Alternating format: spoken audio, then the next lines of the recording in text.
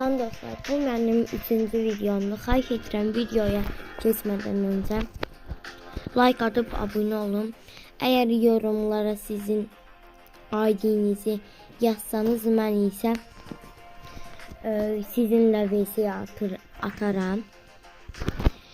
İndi mən burada savaş topunda oynayacağım. Eğer bir başka videomda, yani bir başka videoda paylaşmışam.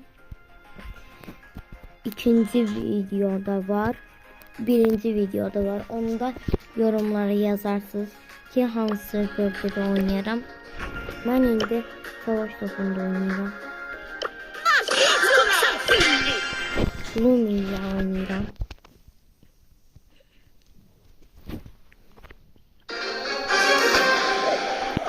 Boş geldik.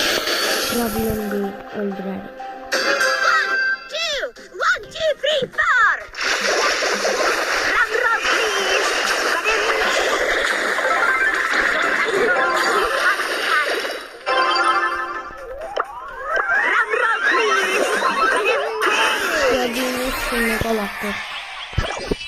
Let's kick this up a notch.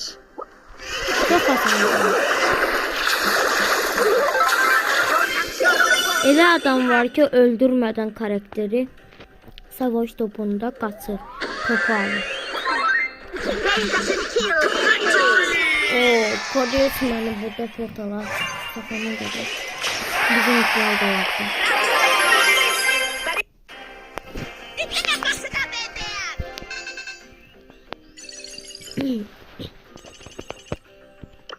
Güzel kızıyor. Burada 100 kredi lazım.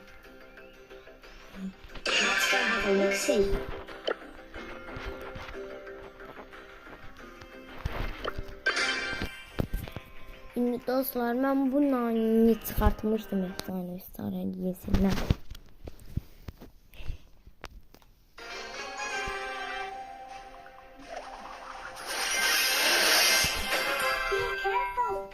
Gördüğünüz gibi o köşe sıkı yüklenmişmiş.